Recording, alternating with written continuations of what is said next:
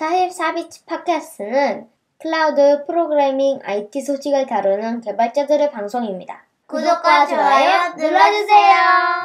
안녕하세요. 44비치 팟캐스트 190화 시작하겠습니다. 네, 오늘은 저희 조은님, 프론트엔드 개발자 조은님 모시고 이야기 나눠보려고 하는데 저희가 원래 이렇게 소개했었는데 오늘은 특별하게 조은님 먼저 소개 한번 해주실래요? 네, 저 하조은이라고 하고요. 지금 당근에서 프론트엔드 엔지니어로 일을 하고 있습니다. 네, 반갑습니다. 네, 반갑습니다. 네, 서비큐라님 오랜만에 나오셨는데. 네, 오랜만에 프론트엔드 이야기하신다 그래서 제가 요새 프론트엔드를 잘 안 보고 있어서 좀 최신 트렌드도 공부할 겸 좀 이야기 듣고 싶어서 왔습니다. 반갑습니다. 윤부터 이렇게 할까요? 네, 안녕하세요. 저는 머신러닝 하고 있는 유은이고요. 오늘 프론트엔드 초보 입장으로 참여하게 됐습니다. 네, 저는 뭐 이것저것 다양하게 말하고 있는 아웃사이더라고 합니다. 네, 저는 진행을 맡고 있는 너굴입니다. 반갑습니다. 오늘 조은님 모시고 처음에 얘기할 건 이제 뭐 프론트엔드 개발 뭐 이런 얘기도 있지만 조은님에게 도움이 되고자 한 마음이기 때문에 네, 얼마 전에 강의를 하나 오픈하셨잖아요. 맞아요. 네, 무슨 강의인지 한번 홍보해 주시죠. Next.js를 주제로 하는 강의고요. 시리즈로 기획을 했는데 그래서 손에 읽는 Next.js라고 이름을 붙였어요. 다들 이제 뭔가 다 이름이 있더라고요. 각자의 강의의 어떤 브랜드가. 그래서 앞에 그 손에 읽는이라는 단어를 붙여가지고 이 시리즈로 기획을 했고 이번에 나온 건 공식 문서를 같이 이제 훑어보는 그런 강의고 이제 시리즈로 하면 그 다음에는 뭐 리액트에서 넥스트로 마이그레이션 해보기 뭐 이런 걸 한다거나 그리고 마지막에는 넥스트로 뭐 블로그 만들어 보기 이렇게 해서 3부작으로 준비하려고 하고 있어요. 그러면 앞에 손에 읽는이 바뀌는 거예요? 손에 읽는은 계속 가고 이제 뒤에 부제가 바뀌는 거죠. 그래서 뭐 제 강의는 이제 손에 읽는 Next.js고 그 뒤에 공식 문서 훑어보기, 뭐 마이그레이션 해보기 뭐 이런 식으로 계속 바꿔가는 거죠. 이번 강의는 이제 손에 읽는은 약간 브랜드명이고 이번에 Next.js의 그 첫 번째 강의는 공식 문서 훑어보기. 네, 맞습니다. 바로 그렇게 갑니다. 제가 그 생각으로 그 쿠버네티스 강의를 올리고 거기에 중급편을 꼭 올리겠다라고 한 지 한 2년이 됐어요. 제가 지금 그럴까봐 걱정이에요. 나오시기를 너무 힘드네요. 힘들죠. 강의 어떻게 찍게 되셨어요? 사실 약간 그런 게 있잖아요. 개발자들도 그렇지만 IT인들 좀 뭔가 유튜브 한번 해보자 이런 얘기들을 약간 좀 뭐 허이라는 얘기를 할 정도로 안 해보는 개발자가 없다는 정도로 맞아요. 그런 말은 다들 하시잖아요. 저도 약간 유튜브 혹은 또 강의를 만들어보자 이런 생각을 늘 해왔는데 뭔가 매년 그런 또 제안을 받기도 했었어요. 뭐 패스트 캠퍼스라든지 다른 기관들이 연락을 주셔가지고 한번 만들어 보실래요 하는데 마땅한 주제도 없을 뿐더러 내가 그걸 가르칠 정도의 역량이 되나 하는 의문이 되게 많이 들었어요. 그랬는데 이제 저랑 같이 일하는 분들 중에서 강의 만드시는 분들이 좀 있었거든요. 이제 그분들한테 자극을 많이 받았죠. 그분들이 이거 사실 똑같은 강의가 있어도 누가 전달하냐에 따라 청중들의 반응이 다를 수 있다. 그렇죠. 네. 그렇죠. 물 좀 마실게요. 이게 원래 주위에서 해야 하는 것 같아요. 저도 처음 찍었을 때 매번 지금은 안 계시지만 낙연님이 좀 찍으시라고 본인은 안 찍으시면서 맞아. 이거 강의 올리시라고 맞아. 왜냐면 그때 이제 막 오프라인 강의도 하고 있었으니까 그 오프라인에서 한 거를 그냥 이렇게 그대로. 좀 정리만 해서 온라인으로 하면 되지 않나요? 했는데 전혀 쉽지 않은데 맞아요. 계속 주위에서 이제 하시니까 저도 딱 그때 그 이유로 했던 것 같아요. 그렇죠. 저도 그래서 자극을 많이 받아가지고 그때 한번 해봐야겠다 마음을 먹고 이제 주제를 탐색하다가 하필 넥스트로 고른 건 제가 전 회사에서 넥스트 12 버전을 계속 썼었는데 이제 당근으로 넘어오면서 넥스트랑 좀 이렇게 멀어진 시간이 좀 됐어요. 그런데 또 요즘 되게 굉장히 핫한 이슈 중에 하나였단 말이죠. Next.js의 어떤 새로운 기술들 13 버전 그리고 거기서 도입된 뭐 서버 컴포넌트 잘 모르니까 좀 불안한 거예요. 그래서 내가 좀 알아야 된다라는 마음가짐으로 공부를 한다는 생각으로 주제를 그걸로 정했어요. 그래서 내가 배워서 가르칠 때 가장 좀 많이 스스로 학습을 하는 것 같아서 나도 동기부여가 되고 스스로 가장 필요하니까 그래서 그런 마음으로 넥스트를 고르고 강의를 시작했던 것 같아요. 근데 그렇게 하다 보면 이제 설명을 하려면 내가 이해한 거보다 더 많이 공부를 해야 맞아요. 설명을 할 수 있는 그런 부분들이 생기잖아요. 맞아요. 그런 거는 좀 힘들진 않으셨어요? 되게 힘들더라고요. 그래서 아까 말씀해 주셨지만 그냥 간단하게 내가 정리해둔 뭔가 글들 이런 걸로 강의가 될 줄 알았는데 맞아요. 그렇지 않더라고요. 그래서 하나 개념을 설명해도 알아야 할 내용이 너무 많고 그리고 더블 체크 계속해야 돼요. 맞아요. 그렇죠. 또 되게 겁나니까 이걸 또 누가 듣고 말도 안 되는 소리 했다 혹은 또 이거 잘 모르면서 강의 찍었네 이런 말 듣기 싫은 거예요. 그리고 그런 게 있어요. 하다 보면 이게 들리는 걸로 알고 있는 게 되게 많은데 실제로 이게 보면. 실제로 진짜 내가 알고 있는 게 맞는지를 다 체크해야 돼요. 맞아요. 그렇죠. 더블 체크를 설명하려면. 계속 해야 되더라고요. 그렇기도 하고 또 이제 제가 많이 쓰는 기술도 앱 만들 때 이제 쓰는 것만 쓰잖아요. 맞아요. 모든 기능을 다 쓰는 사람이 있어요. 하지만 강의를 만들려면 다 써봐야 다 써봐야 이제 이걸 하니까 이거 뭐지 막 이런 것도 있고 그것도 다 갑자기 막 공부해야 되고 그런 게 좀 힘들죠. 맞아요. 그런 게 힘들더라고요. 되게. 혹시 뭐 만들면서 재미있거나 기억나는 에피소드 있으세요? 그냥 약간 압박감에 좀 시달렸던 것 같아요. 압박감? 마감 같은 게 생기잖아요. 마감이 원래 있었어요? 마감이 이게 마감이 자체 마감을 좀 만들었는데 사실 자체 마감은 미루라고 만들었어요. 그래서 한 두세 번 그래서 자체라고 써 있는 거 아니야? 그래서 두세 번 미뤘는데 그 처음에 강의를 이제 찍기 시작할 때 주변 동료분들이 그런 매니징 해주는 뭔가가 있어야 한다. 스케줄 매니징. 그래서 그때 제가 이제 인프런한테 연락을 해서 인프런 이제 담당자분한테 우와. 지르신 거예요? 날 도와달라. 날 내가 도와달라. 하겠다. 내가 이 주제로 할 거다. 도와달라. 그래서 제가 약간의 그 커리큘럼 만들어 둔 건 있었거든요. 그걸 딱 드리면서 이거 언제까지 하겠다. 그랬더니 이제 그분들이 계속 조율해 주시더라고요. 조금 너무 과도한 일정이다 하면 좀 이렇게 밀어주시고 제가 그 정도로 타이트하게 놀라셨을 거예요. 제가 막 한 달에 하나씩 낸다고 하니까 안 낸다고 하시는 거예요. 그래가지고 조율을 해서 이제 그분이 주기적으로 메일을 주셨어요. 조우님 약속했던 건 돼가시나요? 뭐 혹은 제가 샘플링을 해서 좀 드려야 했었거든요. 아무래도 오디오 세팅 이런 것들이 되게 어려운 지점 중에 하나더라고요. 그래서 그런 것들 넘겨드리고 오디오 좀 이상하면 이제 피드백 주시고 계속 수정하고 이제 그런 어떤 장치를 하나 마련해 둔 게 좀 컸고 근데 그게 좀 부담스러웠어요. 계속 메일 오면은 그날 약간 기분 좀 안 좋아지고 계속 그랬죠. 새 메일 오면 깜짝 놀라시는 거 아니에요? 그래서 메일이 올 때마다 인프런이 아니길 바랬어요. 지금은 메일이 올 때마다 인프런이길 바라시죠? 근데 지금도 이제 다음 거 언제 나오냐고 연락 오시기 때문에 이미 그 말씀하신 게 있어서 3부작이라고 이미 말씀하셨어요. 맞아요. 그 말 해버려가지고 이제 수강평 남겨주시는 분들도 다음 강의 기다리겠습니다. 이렇게 해주세요. 고마운데 열심히 해야죠. 열심히 해야죠. 그런 마음도 있고 저는 약간 개발이랑 좀 무관한 얘기지만 음향 세팅이 되게 어렵더라고요. 어떻게 하셨어요? 아니 뭐 사실 인프런에서 가이드를 주긴 해요. 괜찮죠 생각보다. 저도 그 그래요? PDF 문서로 그러니까 다 초보인데 그 뭐 무슨 프로그램 쓰면 좋은지 윈도우용 이게 좋고 맥용 이게 좋고 이런 거 설명해 주시고 마이크나 뭐 비디오 세팅 다 해주시더라고요. 맞아요. 장비 추천 같은 것도 해주고. 네네네. 마이크 뭐 이 정도 가격대 해라 이런 거. 그러면 유튜브 그러니까 그런 거는 이번에 강의하면서 다 세팅을 처음 하신 거예요? 이번에 다 마련했어요. 그럼 사셨어요 그 장비를 좀? 이제 당근할까 하다가 이제 자극을 좀 줘야 된다. 돈 좀 쓰자 해서 장비를 좀 질렀고 제가 그 생각으로 그때 맥을 질렀어요. 나는 충분히 이 맥 지른 만큼 벌 수 있다. 저도 그때 2부작 3부작을 생각했기 때문에 하지만 결국 다시 그 맥을 팔았습니다. 팔았어요? 되게 좋은 거 사셨나 보네요. 설마 그 당시에 한창 CP가 추천하시던 아이맥인가요? 그 인텔 마지막 아이맥. 맞습니다. 그런 거 좀 어려웠고 그리고 강의가 이제 되게 좋은 강의들이 어떤 게 있는지 많이 찾아보긴 했었거든요. 그때 이제 뭐 영환님 강의도 되게 유명하잖아요. 이제 그런 것들 좋은 강의들 찾아보니까 특징이 몇 가지 있긴 하더라고요. 뭐예요? 첫 번째로는 얼굴을 노출해야 되더라고요. 그래요? 얼굴 노출 약간 그 구석에 나. 뭐 구석이라도. 그러니까 그 강사들과 그 학생들과 교감이 돼야 된다. 그냥 목소리만 듣는 것보다는 좀 이렇게 나오는 게 좋은 거예요. 그래서 노출이 안 하는 게 낫다고 생각했는데. 그래요? 시선 둘 곳이 있어서 훨씬 좋다 그러더라고요. 든 학생들 입장에서는. 시선을 왜 여기? 그러니까 이제 그 사람이 나오니까 훨씬 더 재밌게 볼 수 있다고 하더라고요.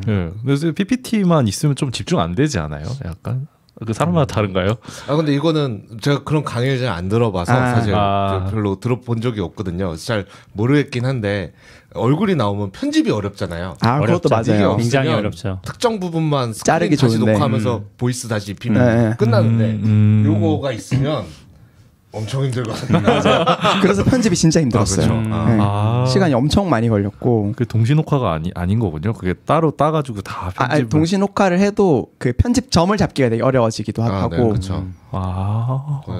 목소리가 있으면 너무 쉽잖아요. 그냥 그렇죠. 덮어 씌우면 되는데. 그럼 화면 보고 목소리만 그냥 다시 펴도 그냥, 맞아요. 그냥 끝나는데 이게 스크린이 있으면 물론 그 목소리 입힐 때 얼굴 다시 이렇게 하면 대충 되긴 하지만 또 다음 날이면 옷도 그때랑 같은 거 다시 입어야 되고 신경 쓸 게 사실 많긴 하죠. 그리고 특징 중에 자막을 쓰는 것도 되게 중요한 특징 중에 하나였어요. 자막이 있으면 자막 있어야죠. 굳이 뭐 이렇게 들리지 않아도 보실 수 있으니까 좋았던. 요번에 좋아하더라고요. 근데 인프런에 자동 자막 기능 들어오지 않았나요? 그게 제가 다 만든 다음에 나왔어요. 자막을 다 직접 넣으신 거예요? 근데 물론 이제 그 부류 프로그램 써가지고 다 쓰긴 했어요. 이제 그거 하느라 시간 엄청 잡아먹었는데 그렇겠네요. 이제 갑자기 인프런 공지 올라오더라고요. 자동 자막 기능 두둥 그래서 아쉬웠어요. 그렇고 요즘은 위스퍼 같은 거 써도 맞아요. 잘 뽑아주긴 하더라고요. 그래서 그 보이저 X에서 만든 그 브루라는 툴이 딱 위스퍼 쓰더라고요. 위스퍼 내부적으로 고를 수 있는데 위스퍼를 골라서 쓰면 예전에 했던 기억으로는 한 3년 4년 전에는 기술 용어들을 좀 잘 못 알아채서 얘가 맞아요. 도커 컴포즈라고 했는데 도커 뭐 이런 식으로 그런 건 어려울 것 같아요. 그러니까 실제 사람도 어렵기도 하고. 그래서 그런 것들이 조금 중요했고 그리고 핸드북을 제공하는 케이스가 되게 많았어요. 그러니까 교환 같은 거를 그냥 아예 공개해버리는 거예요. PDF로. 이제 거기도 좀 손이 많이 들어가긴 했는데 그런 것들이 되게 좋은 강의 요건처럼 보이더라고요. 서비큐라님도 교환 제공하시죠? 네네네. 역시 좋은 강의. 저도 그때 찾아보니까 그게 또 있더라고요. 그렇죠. 그래서 저 교환은 강의 내용이 문서로 있는 거예요? 제가 그때 했던 거는 도커 명령어랑 도커 컴포즈 명령어를 다 이렇게 모아가지고 그냥 그것만 보면은 기본적인 강의를 듣고 요약본처럼 따라할 수 있게 그런 것들을 제공을 했었죠. 와 엄청난 노력. 그러니까요. 근데 저는 준비할 때는 별거 아닌 줄 알았는데 할 때 보니 이게 생각보다 일이 많이 드는 것이긴 했어요. 그래도 그 중간에 혹시 뭐 마이크 끈 상태로 녹음하고 그러신 적은 없어요? 마이크를 그런 적은 없었고 녹음 다 했는데 한 번 있거든요. 다행히 그렇진 않았어요. 누르는 건데 잠깐 켜진 줄 알고 한참 말하고 딱 했는데 소리 다 없고 속상하다. 다행히 그런 적 없었어요. 몇몇 분 있으시더라고. 몇몇 분. 다행히 그런 적 없었어요. 이거 얼마나 강의 찍는 건 얼마 걸리신 거예요? 강의를 한 달 만에 찍는다고 했는데 한 2달 반 쓴 것 같아요. 총 분량이 몇 시간? 2시간 나와요. 2시간밖에 안 나오는데 그렇게 걸리더라고요. 그럼 한 번에 찍을 때 어느 정도 분량 찍으셨어요? 한 번 찍을 때 1시간 분량이 나오도록 찍긴 했어요. 근데 편집하는 게 되게 오래 걸렸어요. 1시간을 찍고 자르신 거군요. 그래서 편집을 다 해가지고 한 분량당 한 5분 컷 정도로 나오거든요. 그래서 그거를 이제 다 올린 건데. 그럼 1시간을 한 컷으로 찍으신 거예요? 한 번에? 그렇게 해보긴 했죠. 와. 근데 사실 재녹화를 여러 번 했어요. 아. 이제 하다 보니까 저도 제 말을 못 알아들을 정도로 빨리 하는 경우도 있고 제가 약간 제어가 안 되더라고요. 그리고 약간 좀 화면이 좀 잘못 잡혀서 뭐 제 앵글이 좀 이상하게 나온다거나 아니면 너무 얼굴이 빨갛게 나온다거나 약간 그러다 보니까 약간 조명도 막 알아봐야 되고 그러더라고요. 그렇죠. 그러면 이제 뒤에 그 그린 스크린까지 보셔야 되는데 고민 많이 되거든요. 아직 거기까지는 안 갔어요. 그렇죠.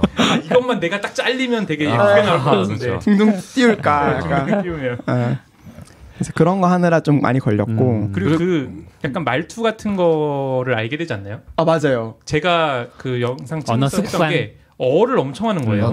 저도 네 이렇고요. 그러니까 어를 제 생각보다 너무 많이 해서 그거 이제 진짜 많이 녹화하긴 했었어요. 맞아요. 저는 친구란 단어를 그렇게 많이 쓰더라고요. 친구요? 그러니까 뭐 예를 들어서 어떤 특정 객체를 얘기하면서 이 친구들이 저 친구들이 이런 식으로. 근데 그게 말할 땐 괜찮은데 들으면 약간 좀 어색한 게 맞아요. 있죠. 들어봐서 저는 이제 그런 말 엄청 많이 이제. 사람마다 조금씩 다르네요.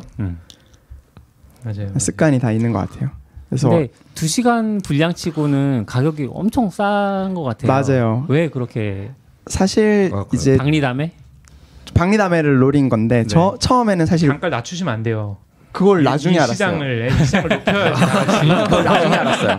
그래서 저는 무료로 푸는 거라고 생각했거든요. 처음에는. 그러니까 약간 저는 강사로는 처음 활동하니까 약간의 좀 인지도도 쌓아야 하고 그리고 저라는 사람이 어떤 식으로 강의를 만드는지 믿음이 없잖아요. 네. 그러니까 돈을 쓰게 만드는 거에 대한 약간 좀 죄책감 같은 게 있었는데 나중에 이제 거의 완성되어 갈 때쯤 인프런에서 돈을 좀 받으셔야 좋을 거다 아마 이런 얘기를 해주셔가지고 처음에는 무료 얘기도 좀 했었어요. 처음엔 제가 무료로 할 거라 그랬어요. 그래서 3부작 중에 첫 번째 거는 무료, 그 다음 거부터 가격을 매기겠다 이렇게 얘기를 드렸는데 이제 나온 강의를 보고 퀄리티도 뭐 이 정도면 가격 책정하셔도 될 것 같아요 해주셔가지고 결과적으로 가격을 책정했는데 제가 처음이라 좀 싸게 한 것 같기도 해요. 근데 뭐 저는 충분히 적정 가격인 것 같아요. 첫 시작으로서는. 그렇네요. 근데 지금 보니까 서비쿠라님 강의는 49,100원인데 네. 이건 한 4시간짜리인 것 같은데. 싸게 하신 편 아니에요? 얼마에 올리셨어요? 저는 23,000원인데 지금 아마 뭐 할인해가지고 17,000원에 정가는 25,300원인데 네. 300원이라는 건 어떻게 나오는 거예요? 계산법이 있나? 제가 이제 받을 금액을 입력하면 거기 이제 그냥 세금이 붙어가지고 그렇게 금액이 올라가요. 제가 딱 25,000원으로 끊을 수 있는 게 아니더라고요. 23,000원에 10%인 것 같아요. 네 맞습니다. 딱 그겁니다. 얼리버드 곧 끝나시네요. 8일 후에. 맞아요, 여러분. 네, 다 얼리버드 지금 수강하셔야 될 것 같습니다. 윤 좋았어요. 감사합니다. 잘하시네요. 더 좋다. 얼리버드가 끝나면 할인이 이제 바뀌나요? 30% 할인이 끝나요. 할인 끝나죠. 이제 25,000원에 이제 구매하셔야죠. 네. 그렇다고 합니다, 여러분. 많이 다시 제목을 말씀드리면 손에 익는 Next.js. 네. 공식 이게 문서 오픈한 지 훑어보기. 얼마 되셨어요? 이게 9월 26일인가에 오픈했습니다. 그러면 그 오픈하시고 계속 들어가 보지 않나요? 처음에 많이 들어가 보게 되더라고요. 그 인프런 그 대시보드 지식 공유자 대시보드 몇 명이 수강했나 이렇게. 생각보다 많이 듣고 계시나요? 지금 200명 조금 넘게 들었고 근데 이게 뭐 좋은지 편지는 모르겠어요. 근데 뭐 스스로는 되게 만족스러워요. 저는 뭐 한 100명? 올해 안에 100명? 이 정도 그냥 생각했는데 한 달 아직 안 채웠는데 200명이면 스스로 만족스러운 수준입니다. 그래서 저는 그 프로그램을 짰었어요. 그 로그인한 다음에 알려주는 거. 오늘 날짜로 새로운 강의자가 있으면 슬랙으로 알람 이렇게 와. 100명이 200명 됐습니다. 그게 금액을 이제 계속 플러스로 쌓겠거든요. 그럼 이게 뭐가 잔고 쌓이는 느낌으로 해가지고 네, 슬랙으로 이렇게 오겠는데 개편하면서 지금 고쳐야 되는데 못 고치고 있어요. 네. 오픈소스로 하나. 지식 공유자들을 위한. 네. 그렇구나. 좀 만들어 보시니까 어떠세요? 이제 뭐 수강생도 생기고 뭐 평도 아마 남겨주실 것 같고 또 입금도 되니까 기쁜 것. 입금은 아직 안 되셨어요. 입금 아직 안 됐어요. 입금은 아직 안 되셨으니까 기다리는 어떤 맛도 있을 거고 수익은 어쨌든 보이니까. 네 맞아요. 일단은 되게 기쁘긴 하더라고요. 그 실제로 뭔가 그런 막 파이프라인 이런 이야기들 하잖아요. 모니타이제이션 뭐 이런 말 하는데 물론 뭐 돈을 엄청 벌자고 시작한 건 아니지만 그래도 돈이 들어오니까 되게 자신감이 생기더라고요. 이거 내 지식을 팔아서 돈을 벌 수 있구나. 그런 좀 뿌듯한 마음도 생기고 그리고 수강평이 되게 생각보다 다 좋으셔가지고 네, 저도 지금 보고 있는데 그러니까 이런 거 하면 너무 기분 좋고 맞아요. 잘했다는 생각이 드실 것 같아요. 다만점이라서 약간 좀 조작한 것 같아요. 그래서 좀 기분이 좀 조금 이제 조정을 해주셔야 될 것 같은데. 근데 다 내용 보면은 진짜 좋아서 이렇게 다 써주신 5점 말고 4점 되게 열심히 써주시네요. 여기 조우님 아시는 분 없는 한 명 있습니다. 한 명 있어요. 가장 길게 쓴 친구가 제 지인이에요. 굳이 평점을 남겨달라고 평점을 남겨달라고 어떤 액션을 취하셨어요? 아니요, 그건 없었고 이제 마지막에 완강하신 분들한테 그냥 이제 고생하셨다, 뭐 다음 강의 또 기대해달라, 약간 요런 말 정도는 네, 했습니다. 저는 처음 오픈하고 아마 주위 분들 다 무료로 뿌렸을 텐데 거의 아마 다 무료 코드 드리고 한번 보시고 좋은 댓글 달아주세요. 이게 강의 올린 사람은 무료 코드를 뿌릴 수 있어요? 네네. 무료 코드 만들 수 있더라고요. 그러니까 할인 코드를 뿌릴 수가 있는데 100%로 할인할 수도 있어서 그 코드를 입력을 하면은 이제 할인을 받거나 아니면 무료로 할 수 있어요. 그래서 트위터 하시니까 아직 못 해봤어요. 거기에 뭔가 이벤트 같은 거 거셔가지고 하시면은 아마 이거 뭐 리트윗 하시는 분 제가 좀 배워야 되겠네요. 맞아. 그렇게 하는 것도 좋을 것 같아요. 그러면 강의 어떤 특징, 장점 이런 것들 한번 얘기해 주세요.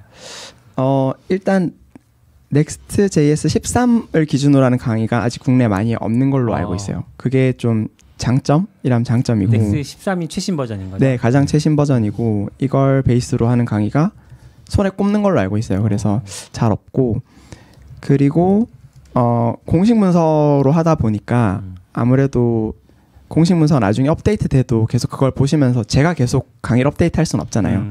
그래서 조금 그런 공부하는 법을 익히실 수 있는 강의가 아닐까? 공식 문서 보는 법 되게 중요하죠. 네, 그래서 차근차근 뭐 강의 이후에도 공식 문서 연습하시면서 새로운 기술들을 익혀 나가시는 데 도움이 되지 않을까 싶고요.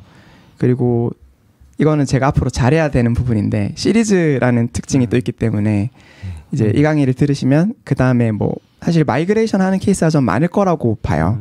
아무래도 리액트를 쓰는 회사에서 리액트가 가진 한계를 극복하기 위해서 넥스트를 항상 염두하기 때문에 그래서 마이그레이션 하는 강의도 굉장히 좋아하실 것 같고 그리고 개인 블로그 만드는 강의도 사실 자기가 가진 서비스가 하나쯤 있어야 뭐 근데 꼭 그게 퍼블릭하게 진짜 앱스토어에 올라가는 그런 서비스가 아니어도 본인이 하나 꾸준히 계속 관리해보는 게 되게 도움이 많이 되잖아요. 그래서 그런 점에서 블로그를 하나 만들어보는 것도 좋을 것 같아서 그걸 시리즈로 다 경험할 수 있는 첫 단추로서 지금 강의를 오픈해뒀다는 점이 좀 장점인 것 같아요. 그래서 들어보시고 저랑 계속 취향이 맞으시면 계속 같이 강의 찍을 때마다 들어주시고 또 되게 강의 오래 하신 분들은 커뮤니티를 갖고 계시더라고요. 그래서 뭐 약간 디스코드 같은데 약간 팬덤처럼 있는 네, 거예요. 약간 저번에 은재님도 나오셔서 네, 하셨죠. 네. 은재님도 그게 있으시더라고요. 그래서 제가 염탐하다가 은재님 강의도 수강했어요. 그래서 은재님 강의 들어가가지고 디스코드도 들어가서 보고 이렇게 하시는구나 하면서 봤는데. 근데 약간 은재님 평생 구독권 같은 느낌으로 강의를 하시는 분이라 그렇죠. 커뮤니티를 구축하긴 하는 것 같은데. 맞아요. 저도 약간 좀 그렇게 닮아 나가야 하는 거 아닌가 싶기도 하고. 디스코드 만드셨나요? 이제 아직 안 만들었습니다. 그래서 조금 플랫폼을 고민 중인가요? 어떻게 할까 고민 중이에요. 그래서 뭘로 해볼까, 디스코드로 해야 할까, 아니면은 좀 더 가볍게 해봐야 할까. 혹시 가지고 계신가요 그런 커뮤니티? 저는 디스코드를 잘 못 쓰더라고요. 디스코드 좀 어렵지 않아요? 접근하기가 전 좀 어렵긴 하더라고요. 그러니까 잘 쓰시는 분들은 너무 잘 쓰는데 뭔가 이게 좀 생각보다 어려워가지고. 어떤 점이 어려운 거예요, 그게? 다 어려운 것 같아요. 뭔가 뭐 이렇게 자동화도 뭐 잘 되잖아요. 봇도 뭐 자동으로 잘 올라오고 그런 게 뭔가 잘 적응이 안 되더라고요. 그리고 저는 뭐 지금은 슬랙도 그 허들이 있긴 한데 디스코드는 그 게임용이라서 채널을 가면 이렇게 밑에 마이크가 막 켜졌다 꺼졌다 막 이러더라고요. 맞아. 이게 저는 이게 이 앱이 켜져 있으면 내가 마이크가 혹시 켜져 있을까봐 자꾸 신경이 쓰여서 잠깐만 대화하고 맨날 앱을 이렇게 꺼버려요. 네, 약간 그게 익숙지가 안 나서 자꾸 실수할 것 같더라고요. 이렇게. 그런 게 있죠. 디스코드가. 원래 약간 용도가 좀 그런 스트리밍 하는 분들이 쓰시는 거니까. 네. 그렇죠. 근데 강의 들으시는 분들 그런 커뮤니티 있는 건 좋은 것 같아요. 왜냐면 비슷한 고민이 있을 수도 있고 질문 있을 수도 있잖아요. 맞아요. 네, 그러면 질문 올리고 뭐 볼 수도 있고. 맞아요. 저런 것도 좋을 것 같은데 오픈 채팅방 같은 거. 맞아요. 그래서 저도 딱 그 정도로도 가볼까 싶기도 하고. 접근성이 좋으니까. 네. 근데 한번 만들면 또 이렇게 옮기기는 되게 힘들어질 것 같아서 맞아. 그래서 좀 고민이 되는 것 같아요. 오픈 채팅 막 그냥 쭉 흘러가는 거라 뭔가. 네. 한 번도 안 들어가 봤는데 요즘 많다고 그러더라고요. 네, 한 번도 안 들어가 봤는데 저는 모르겠어요. 제 엄두가 안 나요. 들어가 볼 생각도 없는데. 그게 너무 내용이 많이 올라올 거예요. 일단은 제 카톡방에 이제 빨간색으로 100 써 있는 것 자체가 너무 싫을 것 같아요. 특정방에. 그게 전 너무 일단 싫을 것 같고. 어차피 저는 오히려 아무도 말 안 할까 봐 걱정했었는데. 그걸 뭐 고독한 방이든. 그러니까 제 방을 만들면 그렇겠지만 여기 많이 있다니까. 그런 채팅방들이 무슨 얘기를 하지? 들어가 보고 싶다가도 너무 어차피 적응 못하고 금방 뛰쳐나올 것 같아서. 최근에 들으니까 이게 오픈 채팅방 그렇게 운영하는 걸 이렇게 한 번씩 정리하더라고요. 다른 방으로요? 이렇게 쭉 몇백 명 되면 네. 이제 새 방 만들었어요. 절로 오세요. 그래서 아, 그걸 못 본 근데 사람은 다 버려지고. 제가 알기로는 그거 낚시가 더 많아요. 아 네. 그래요? 빼가는 거. 빼가는 거예요? 광고로 지금 여기 방 끝났습니다. 일로 오세요 하면은 그거 모르고 눌러서 나가는 사람들이 많고 그러면 바로 그 사람 이제 강퇴당하고. 네. 제가 알기로는 그래요. 아 그렇구나. 와. 머리 좋은 사람들이 많더라고요. 오. 세상에. 옮길 이유가 없거든요. 그렇죠. 이미 거기에 사람들 다 모여 있는데. 네. 저는 그 얘기를 듣고 약간 이게 시간 지나면 이제 눈팅만 하거나 네, 그렇게 되긴 아니면 하니까. 그냥 말 그대로 그냥 나가진 않고 있는 사람이 너무 많아지니까 한 한번 번씩 정리를. 한 번씩 엑기스하고 멤버 이제 수 제한이 있으니까. 또. 맞아. 그렇게 한다고 생각했거든요. 밀도를 좀 높이려고. 밀도 높이려고. 그렇구나. 일리는 있네요. 서비스 또 저희 한번 만들었다가 해보셨었어요? 네, 저도 모르는 방이 있었나요? 했지만 뭐 사람이 좀 들어 있었죠. 한번 그래요? 처음에 한번 그래? 네 낙교님이 안 해본 게 없어요. 조금 빨랐던 것 같다 타이밍이. 너무 빨랐다. 너무 앞서 나갔네요. 우리만의 뭔가 특색이 없고 사실 좀 거기에 들어와서 질문을 남겨주시는 게 네. 인프라 질문을 올리기에는 사실 저희 자체도 커뮤니티니까 네. 좀 그래서 이제 하다가 유야무야 됐던 네, 방이 하나 있어요. 근데 뭔가 많이 올라오는 거는 걱정 많이 안 해도 될 것 같은 게 제가 유일하게 좀 그런 방 있는 게 AWS 슬랙 방 있잖아요. 네. 거기 보면 막 몇만 명씩 있는데 그렇다고 글이 막 엄청 많이 올라오진 않는 것 같더라고요. 맞아요. 제가 뭐 알람을 다 켜놓진 않았는데 네. 생각보단 슬랙도 네. 좋겠네요. 앞으로 그러면 계속 Next.js 관련된 걸 하실 계획이신 거죠? 사실 지금은 Next.js를 하긴 했는데 저도 막상 강의를 찍고 보니까 Next.js마저도 너무 어려운 주제일 수 있겠다는 생각이 들긴 하더라고요. 프론트엔드 세계에서? 네네네. 그래서 이왕 남들이랑 동일한 주제를 다뤄도 나만의 색깔이 있는 거라면 그냥 완전 기초도 한번 해볼까 하는 생각이 들더라고요. 그냥 자바스크립트나 네. 좀 저만의 언어로 표현할 수 있는 다른 컨텐츠를 한번 만들어보고 싶은 생각도 들더라고요. 되려. 그래서 예전에는 자바스크립트 강의 이런 거 얼마나 많은데 굳이 내가 하나 더 만들어야 돼? 이런 생각이었다면 이제는 뭐 들어주는 사람이 있다면 뭐 그냥 나만의 스타일로 하나 만들어보는 것도 좋겠다. 강의 찍는 것도 약간 훈련이랄까? 계속 하다 보면 좀 늘 것 같더라고요. 그렇죠. 저도 네네. 초반에는 힘들어하다가 후반에 가서는 편집점을 제가 막 잡게 되더라고요. 영상을 찍으면서. 그 느낌이 있어요. 여기까지. 여기 대충 소리 줄이고 다시 들어가면 맞겠구나 이런 게 대충 나중에는 전에는 뭔가 실수하면 끊고 다시 했는데 맞아요. 실수하면 하고 그 시간 좀 뒀다가 다시 말하고 맞아요. 노하우가 생기더라고요. 맞아요. 그래서 다음에는 좀 시리즈를 만약에 잘 마무리 짓는다면 다른 주제로도 한번 해보고 싶어요. 사실 도서 분야에서도 똑같은 고민들이 있거든요. 저자들을 만나보면 저자가 아닌 상태에서 저자를 만나서 또 뭐 예를 들어서 아싸님을 만났는데 자바스크립트 책 한번 써보시겠어요? 얘기를 하면 자바스크립트 입문서가 얼마나 많은데 내가 쓰냐 이런 얘기를 하는데 맞아.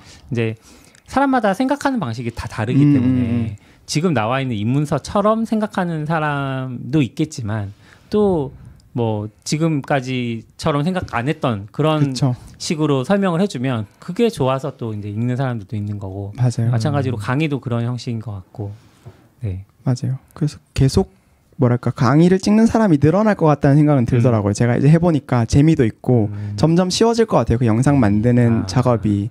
그래서 그냥 계속 뭔가 나중에 시간이 되고 하면 꾸준히 해봐도 좋겠다라는 생각은 들긴 하더라고요. 해보고 나서도 경험이 좋으셨군요. 해보고 나서 이거 다시 사실은 못하겠다. 그 대시보드를 보는 재미, 대시보드를 보는 재미. 점점 영상 찍는 그런 생산성도 올라가지 않으실까요? 이번에 경험 엄청 많이 하셨으니까. 그쵸. 두 번째는 훨씬 낫지 않을. 그랬으면 좋겠어요. 근데 그 영상 찍는 건 늘 텐데 아마 준비하시는 건 여전히 힘드실 거라서 맞아요. 네, 그 더블 체크하고 뭐 내용 준비하고 커리큘럼 짜고 맞아요. 이런 게 아마 더 오래 걸리실 것 같아요. 힘들죠. 또 예제도 만들어야 되고. 맞아요. 예제가 또 너무 또 흔하면 안 될 것 같고 또 너무 쉬워도 어렵고 너무 복잡하고 어렵고 맞아요. 또 설명할 기술 잘 나와야 맞아요. 되고 이거. 그래서 남들이 왜 그 예제를 쓰는지 알 것 같고 이제 되게 공감 가는 것도 많아지고 그렇더라고요. 네. 오늘 강의 얘기를 좀 많이 해봤고요. 메인 주제로 넘어갈 때가 된 것 같아요. 방금 메인 주제 아니었어요? 그런가요? 핵심은 얘기했으니까. 이게 앞에가 메인 주제였다. 네. 뒤에 이제 부주제. 부주제. Next.js 이제 아무래도 Next.js 강의도 찍으셨고 프론트엔드 쪽에서 항상 개발 얘기를 하면 Next.js 그리고 버셀 이런 얘기들이 제일 많이 좀 등장하는 것 같아요. 최근에는 네, 저는 뭐 백엔드 개발이니까 그쪽을 잘 모르기도 하고 근데 너무 유독 그렇게 몰리는 느낌이 있어서 Next.js, 뭐 리액트 이런 다 정해진 건가 이제는 그것만 하면 되는 건가 이런 생각도 들고 그래서 실제로 이제 강의도 해보셨고 사용도 강의 찍으면서 또 준비도 해보셨을 테니까 왜 그렇게 Next.js에 몰리는 건가? 이거 사실 뭐 여러 가지 견해가 있을 수 있겠지만 약간 저는 그 버셀이라는 회사가 되게 세일즈를 잘하는 팀이 아닌가 싶긴 해요. 그 어떤 개발자 생태계에 대한 이해도가 굉장히 높고 그리고 실제로 굉장히 네임드 엔지니어 분들이 많이 계시잖아요. 네. 그리고 굉장히 그쪽 생태계에 좋은 일도 많이 하고 뭐 기부도 많이 하고 굉장히 되게 잘하는 어떤 엔지니어 집단들이 모여서 약간 뭐랄까 약간 브랜드 파워를 갖게 된 것 같아요. 그런 것들이. 그래서 그들이 한다면 뭔가 신뢰하는 분위기가 형성된 게 아닐까라는 생각이 있어요. 그래서 다른 좋은 라이브러리들이 나오고 막 넥스트를 막 까면서 우리가 성능이 훨씬 좋아 이렇게 제시를 하더라도 약간 철옹성 같아진 경향이 있는 것 같아요. 사람들이 브랜드 인지도 때문에 넥스트.js나 버셀을 신뢰하니까 오히려 그게 그들을 더 단단하게 만드는 느낌? 그러니까 뭐 여기뿐만 아니라 다른 브랜드들도 좀 그렇잖아요. 예를 들어서 막 삼성과 애플이 막 경쟁을 해요. 그러면 애플이 점점 더 오히려 더 강해지는 것도 있고 애플의 이미지가 점점 더 좋아지고 사람들은 애플의 어떤 고급스러운 이미지를 취하고 싶어하고 약간 이런 느낌과 비슷하지 않을까? 그래서 그냥 넥스트를 쓰면 믿고 내가 서비스 개발할 때 좀 쉬워진다. 약간 이런 어떤 믿음을 주는 것 같고 계속. 그래서 그런 점에서 넥스트가 잘 되는 것 같고 저는 그 네이티브 엔지니어분들, 그러니까 iOS, 안드로이드 엔지니어분들이 매년 그런 구글에서 혹은 또 애플에서 컨퍼런스를 하잖아요. 네. 그러면 거기서 나오는 기술들이 그들에겐 그게 표준이니까 거기서 나오는 것들로 막 환호하고 와 이런 게 좋아졌어 하고 뭔가 그 회사가 만들어주는 어떤 밀어주는 그 기술적인 것들에 대해서 되게 든든해 보이더라고요. 근데 웹 진영은 그런 게 전혀 없고 완전히 알아서 해 분위기잖아요. 그런데 뭔가 넥스트를 필두로 버셀이 그런 걸 해주는 것 같으니까 약간 의지하고 싶어 하는 게 아닐까? 약간 우리는 얘네가 표준이 되어서 뭔가 우리를 계속 지켜줬으면 좋겠어. 물론 그렇게까지 생각하진 않겠지만 내심 그런 걸 좀 바라지 않을까? 라는 생각도 있어요. 그리고 그런 게 있었어요. 제가 찾다가 지금 못 찾긴 했었는데 버셀 팀이랑 리액트 실제 그 팀이랑 코어 팀이랑 되게 친하다. 맞아요. 네. 그게 이제 약간 비난에 대한 얘기도 있고. 아마 퇴사해서 일로 많이 가고 그랬어요. 맞아요. 실제로 많이 친하죠. 그래서 사실상 뭔가 리액트를 가장 잘 활용할 수밖에 없는 뭔가 그런 또 믿음이 좀 있는 것 같고. 맞아요. 네. 아주 크진 않은 것 같은데 그래서 좀 비판하는 사람도 있어요. 그러니까 Next.js가 리액트가 너무 버셀 중심으로 지금 맞아요. 점점 가고 있다. 맞아요. 이거 오픈 소스인데 약간 이렇게 하는 아직 그렇게 센 것 같진 않고 그렇게 말하는 사람들이 조금 있긴 하죠. 그래서 실제로 리믹스 진영에서는 내심 서운하다는 약간 트윗 맞아요. 같은 거 하죠. 리믹스는 뭔가요? 리믹스도 이제 지금은 쇼피파이 쇼피파이 맞죠? 쇼피파이에서 인수한 그 프레임워크인데 이제 사실 뭐 넥스트랑 가장 많이 비교되는 프레임워크 중에 하나예요. 그런데 이제 이 리믹스를 만드는 팀은 사실 리액트 라우터라는 걸 만든 사람들이 좀 중추적으로 만들고 있고, 근데 이 팀이 약간 내심 서운해해요. 그 가장 최근에 이제 리믹스 2가 나왔는데 거기서 이제 서버 컴포넌트를 지원 못한다 아직 이렇게 발표를 했거든요. 네. 서버 컴포넌트는 버전 3부터 될 거다라는 얘기를 했는데 이제 그보다 이전에 제가 알기론 리믹스 팀이 만약에 리액트 코어 팀이 넥스트 도와주듯 우리 도와줬으면 우리도 할 수 있었어. 약간 이런 반응도 있었다고 하더라고요. 그래서 실제로는 좀 버셀에 대한 또 넥스트에 대한 아까 아싸님 말씀해 주신 것처럼 약간 그런 좀 비판의 목소리도 조금은 있는 것 같아요. 약간 쉽지 않겠네요. 버셀 입장에서도 자기네가 전략적으로 어떻게 보면 그 Next.js를 밀고 있을 텐데 리믹스도 생태계의 일부분인 건 분명하고. 그렇죠. 리액트에서는 넥스트를 밀어야 할 이유가 있는 거예요? 저 초보라 잘 몰라서 그냥 딱히 이유는 없는 거. 딱히 저도 그건 없을 것 같아요. 그냥 하다 보니까 친해진 거. 근데 처음부터 넥스트가 리액트에 우호적이었죠. 그러니까 그냥 가까워지게 하니까. 넥스트는 오래돼 지금 몇 년. 맞아요. 제법됐죠. 리믹스는 나온 지 2년도 안 됐어요. 그렇죠. 아직 버전 2인데 넥스트는 13이나 갔으니까. 좀 오래됐고. 그럼 약간 서로 협력체 약간 이런 느낌이 있는.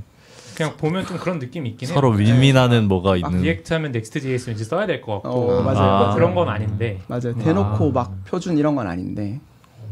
그리고 원래 리믹스가 원래는 유료 아니었나요? 제가 기억하기로는 완전히 오픈으로 리믹스가?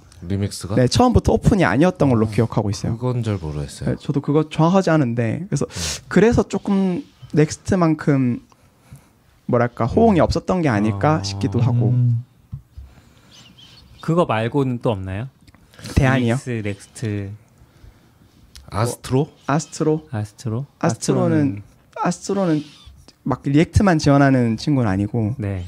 조금 더 메타 프레임워크로 알고 있는데 약간 개츠비의 대안처럼 여겨지는 것 같긴 해요. 요즘은 네, 요즘 개츠비가 좀 네. 안 좋잖아요, 상황이. 네. 대안이 필요한 상황이 됐잖아요. 너무 슬프죠. 개츠비 좋아했는데. 개츠비 저희 팟캐스트 홈페이지가 개츠비로 돼 있는데 맞아요. 제 블로그도 문제가 개츠비예요. 순식간에 무너졌어요. 그러게요. 네.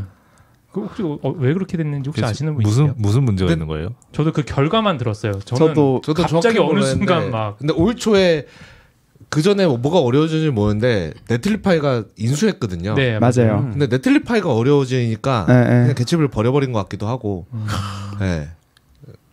약간 그런 느낌이긴 한데, 근데 개츠비가 약간 사람들의 관심에서 좀 지난 지 좀 되고 있다는 느낌이 있긴 했어요. 맞아요. 전 처음 봤을 때 좀 쇼킹했거든요. 맞아요. 우와. 그 개념도 좋고 이걸 이렇게 한다고? 이 그래픽을 이렇게 쓴다고? 맞아. 이런 느낌. 맞아. 블로그 만들기에 딱 좋았는데. 약간 그 헤드리스 CMS 막 이런 게 막 나오고 막 하던 시기에 약간은 와 진짜 이건 천재들이다. 맞아. 했거든요. 아 이걸 이렇게 너무 좋은 아이디어다. 장난 아니다 그랬는데 순식간에 무너지서 갑자기 없어. 안타깝네요.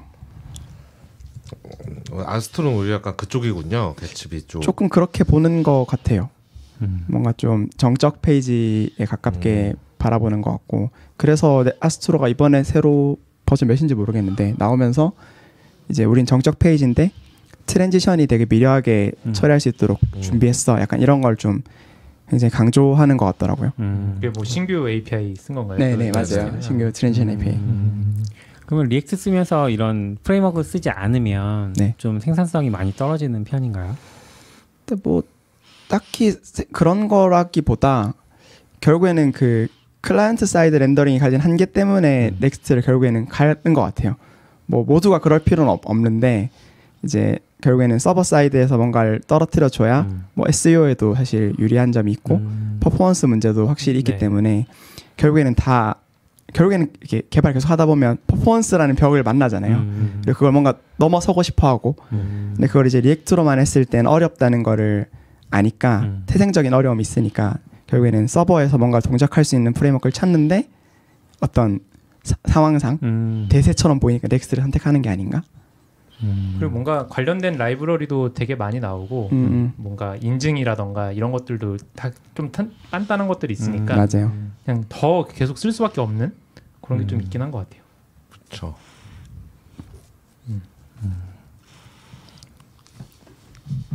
제가 잘 모르는 이제 프론트를 잘 모르는 입장에서 어쨌든 지금 프론트 코딩을 조금씩은 하고 있는데 넥스트JS 되어 있거든요. 네, 넥스트JS 되어 있거든요. 근데 하는 입장에서는 리액트도 알아야 되고 잘 모르는데 노드도 잘 모르고 자바스크립트도 잘 모르는데 리액트까지 알아야 되고 거기다 넥스트JS의 구동 방식까지 알아야 되니까 좀 허들이 많이 높다. 그러니까 서버 코딩이라고 하면 그냥 언어 그리고 내가 어떤 프레임워크를 쓸 건데 그 프레임워크가 마이크로 프레임워크이면은 그냥 그 몇 개의 어떤 그런 좋은 기능 이것만 알면 어느 정도 서버 코딩을 할 수 있다고 생각했는데 아닌가? 제가 잘못 알고 있나요? 익숙해서 그런 거 아닐까요? 그럴 수도. 약간 DB도 알아야 되고 DB. 뭐 약간 또 서버도 알아야 맞아요. 되고 약간 요즘 보면 컨테이너도 알아야 되고 하는데 그냥 익숙하니까 그거는 익숙해서 그렇다. 그냥 기본 기능. 저도 반대로 인프라가 너무 어렵거든요.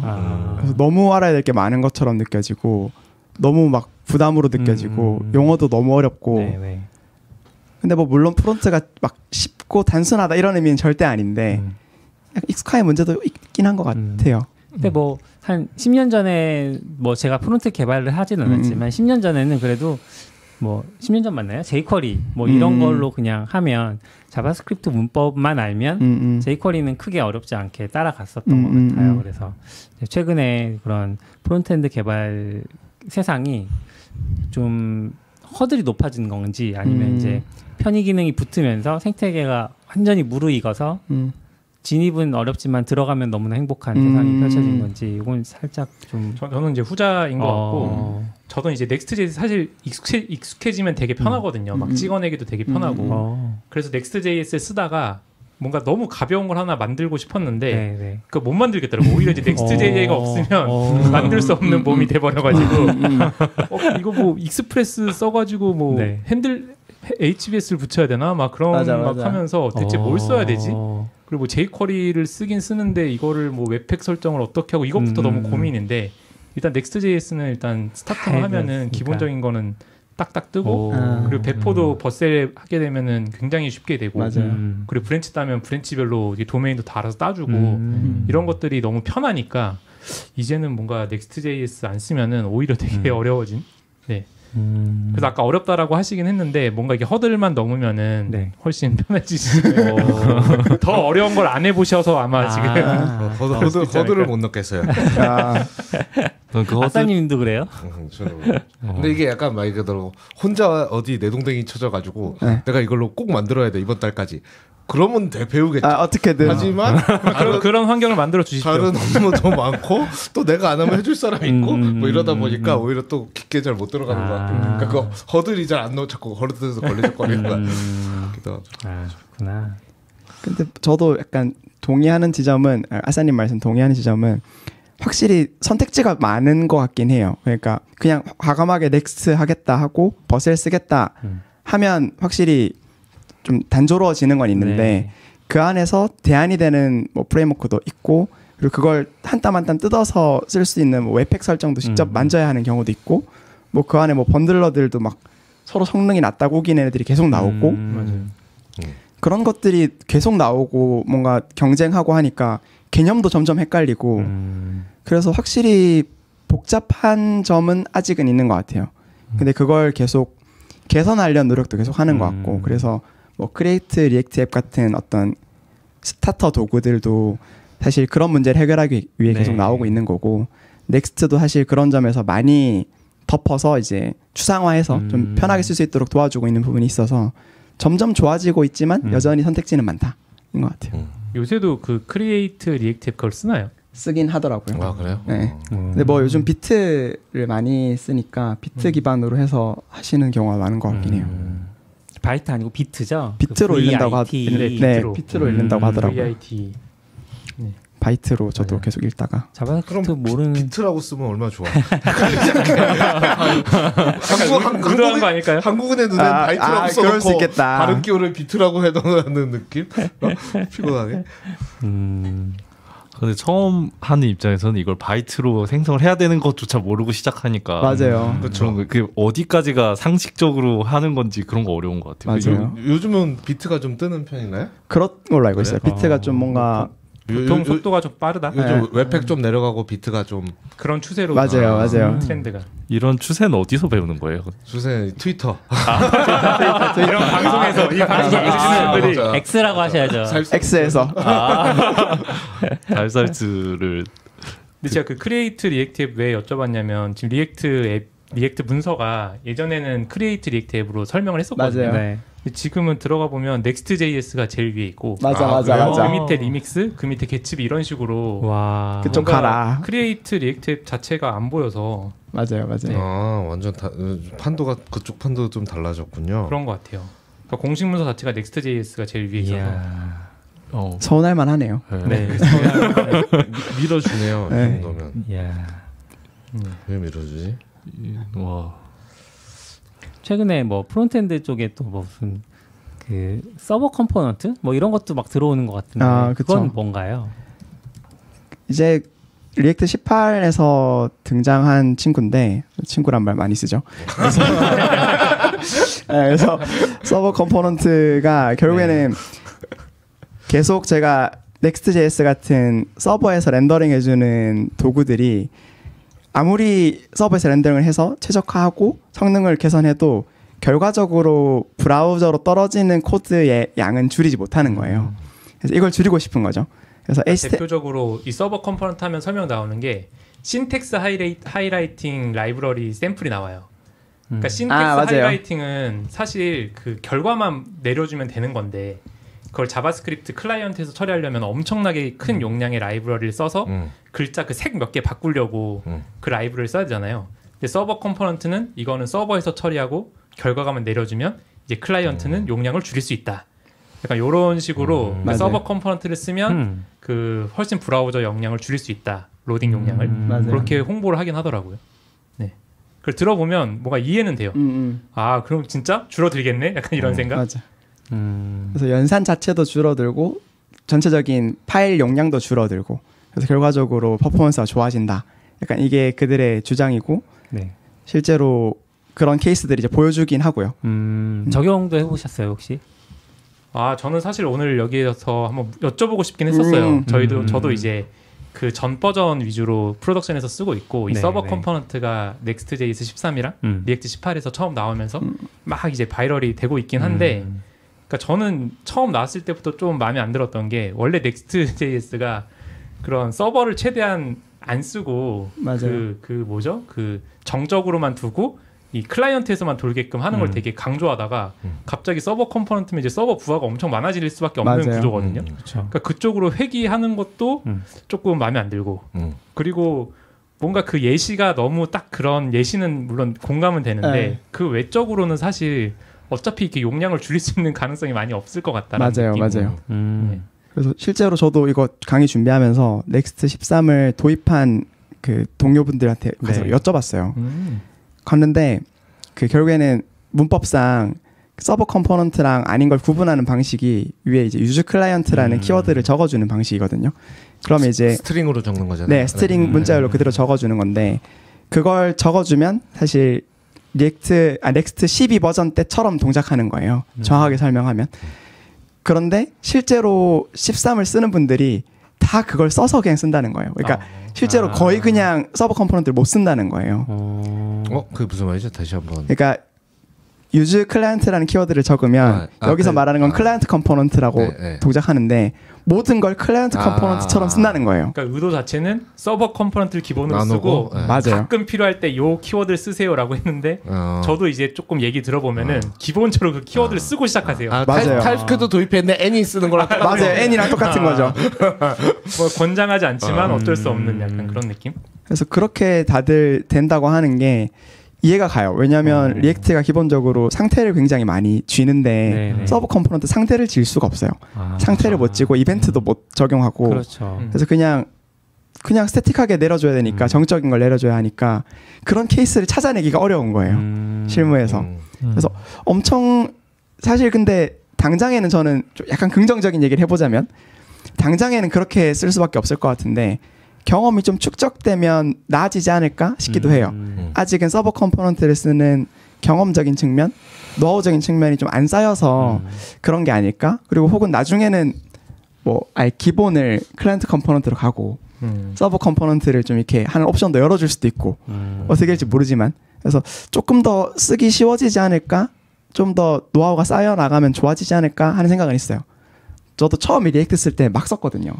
그쵸. 그냥 막 유즈 이펙트에다가 막 찾아와가지고 그냥 거의 jQuery 쓰듯이 막 썼었거든요. 근데 이것도 쓰다 보니 컴포넌트를 어떻게 나누면 좋다라는 어떤 개념도 등장하고 그 안에서 나누는 체계들이 개발됐잖아요. 그래서 근데 저는 그게 쉽지 않을 것 같고 뭔가 이게 개념 자체도 사실 지금 한 1년 넘지 않았나요? 나온 지 꽤 흐른 것 같은데. 근데 실제로 나온 거는 얼마 안 됐죠. 실제로 작년에는 계속 내부에서 하고 개념 이렇게 전파하고 이랬고 실제로 뚱 떨어진 건 이제 18부터. 그쵸. 18 릴리즈도 아마 포함 안 되고 그 뒤에 실제로 맞아요. 쓸 수 있는 거는 이번에 넥스트부터 쓸 수 있기 때문에 진짜로 얼마 안 됐다고 봐야죠. 넥스트 13.4인가부터 제대로 쓸 수 있다고 기억하고 있어요. 개념을 생각하는 긍정적인 거는 그러니까 기존에는 서버 컴포넌트라는 걸 쓰고 싶어도 원래 못 써서 그랬는데 이제는 그걸 쓸 수 있게 열어는 뒀다. 하지만 쓰기 되게 어렵다. 그러니까 이런 느낌이 제일 강한 것 같아요.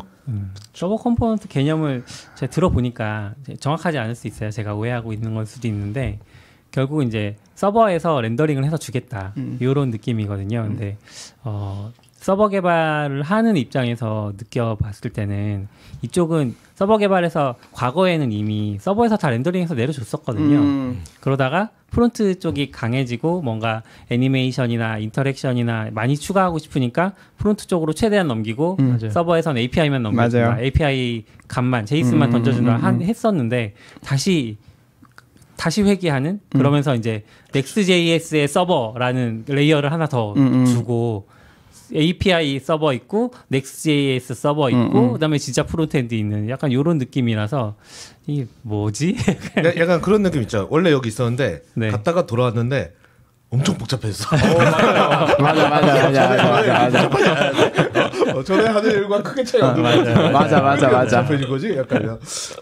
그래서 저는 이제 약간 뭐 좋은 사례나 어떤 이게 잘 발전돼서 좀 단순화되고 쓰기 좋게 되면 좋겠다의 어떤 궁극적인 생각을 하는 건 서버 렌더링을 그러니까 서버에서 서버 렌더링을 진짜로 할 때 가장 힘들었던 점은 그 프론트엔드 코드를 프론트엔드가 제어를 못하고 서버에 주면 서버가 그걸 같이 가지고 스태틱 폴더 같은 데 넣어가지고 배포를 했었거든요. 그러면 이제 이게 실제로 잘 동작하는지도 뭔가 검증하기 너무 어렵고 이랬는데 그거를 좀 이렇게 잘 어떻게 잘 나중에는 할 수 있게 해주면 그거는 되게 편하겠다. 그 정도는 느낌이 드네요. 이거 아니라는 생각일 수도 있는데 이 서버 컴포넌트의 장점이 용량 작은 거랑 속도가 빠른 거잖아요. 맞아요. 근데 아마 그게 익숙해질 때쯤 되면 네트워크가 더 좋아지고 그럴 수도 있어요. 오버라이딩이 훨씬 빨라지지 않을까. 그럴 수도 있어요. 훨씬 비용이 다 싸지고 충분히 굳이 서버 컴포넌트 쓸 필요가 없고 그렇죠. 돈으로 하는 거죠. 돈으로 해결하는 거죠. 근데 저도 비슷한 생각을 하는 게 서버 컴포넌트 안 써도 충분히 빠른 서비스라고 생각해요. 저는 그래서 뭐 제가 강의를 만든 입장에서 이런 말 하면 안 되지만 너무 장점을 얘기해 주십시오. 너무 이렇게 오버스펙 되어 가는 경향도 있다라고 생각은 하는데 이제 넥스트에서 주장하는 건 아까 두 분 말씀해 주신 것처럼 결국엔 옛날에 하던 거랑 똑같은 걸 하게 됐는데 이걸 너희가 좋아하는 리액트로 하게 해줄게. 이게 그들의 주장이에요. 그래서 리액트 문법 너희 좋아하잖아. 여기서 하는 어떤 JSX 문법이라든지 선언적인 문법들 좋아하지. 그걸 과거에 했던 그걸 동일하게 할 수 있게 해줄게. 우리가 넥스트 우리가 할게. 약간 이런 주장이에요. 그래서 그런 점에서는 공감이 조금은 가긴 해요. 그럼 실제 속도 면에서는 어떤 차이가 있을까요? 어떤 그러니까 뭐 서버가 API를 주고 프론트엔드가 다 맡아서 처리하던 것과 그다음에 중간에 Next.js 서버라는 게 한 레이어 더 들어오고 그 친구가 그 진짜 API를 받아서 응답을 처리를 하고 그다음에 프론트엔드 던져주는 거잖아요. 서버에서 렌더링 한 다음에 그 어떻게 보면 레이어가 하나 더 생기는 거니까 속도 면에서는 조금 불리할 수도 있지 않을까 이런 생각이 드는데 불리하진 않을 것 같아요. 오히려 좋아지는 크기가 작아져서 크기도 작아지고 결국엔 물리적으로 서버랑 가까워지는 부분도 있으니까 네트워크 자체도 훨씬 더 빨라지고 결과적으로 떨어지는 그 값도 작아지는 게 있기 때문에 그게 오히려 손해를 일으키진 않고 그게 오히려 좋아지는 지점이다라고 주장하는 거죠. 서버 컴퓨팅은 확실히 더 많이 써야 되는 거죠. 그렇죠. 그건 확실하죠. 그건 그래서 안 썼는데 이거는 쓰는 거기 때문에 기존에 이제 사용자 컴퓨팅을 썼는데 그리드 컴퓨팅 같은 느낌. 맞아요. 약간 분산해서 그림은 거기서 그려라 이런 거였는데. 약간 엔터프라이즈가 좋아할 만한 느낌이긴 한 것 같아요. 저는 그래서 버셀이 그들의 사업에 도움이 되는 방향이지 않을까 싶긴 해요. 큰 그림. 그런데 그럴 수도 있죠. 근데 이제 그런 맥락을 떠나서 봐도 그냥 사실 결국은 그냥 크게 보면 이게 물론 이 RSC는 SSR하고 달라라고 모든 RSS 그 설명글에 마지막에 써 있더라고요. 근데 저는 오해하지 마십시오. 우린 대체하지 않을 거야. SSL과 RSS는 다른 겁니다 하고 하는데 좀 그걸 계속 읽어봐도 뭐가 다르다는 거지? 약간 구현만 조금 다른 것 같고 결국 똑같은 거 이렇게 생각했는데 저는 크게 보면 그냥 SSR을 할 거냐 우리 서비스웨어가 CSR을 할 거냐 맞아요. 선택이고 지금 물론 RS가 있으면 약간 혼용해서 쓸 수 있긴 한데 결국 이 선택인데 저는 이게 꼭 SSR이 좋아, CSR이 좋아가 아니라 그냥 약간 트레이드오프잖아요. 그쵸. 일로 가면 이게 좋은데 맞아요. 이게 안 좋고 일로 오면 이게 좋고 이게 맞아요. 안 좋고 근데 전에는 이쪽 선택권이 아예 없다가 맞아요. 맞아요.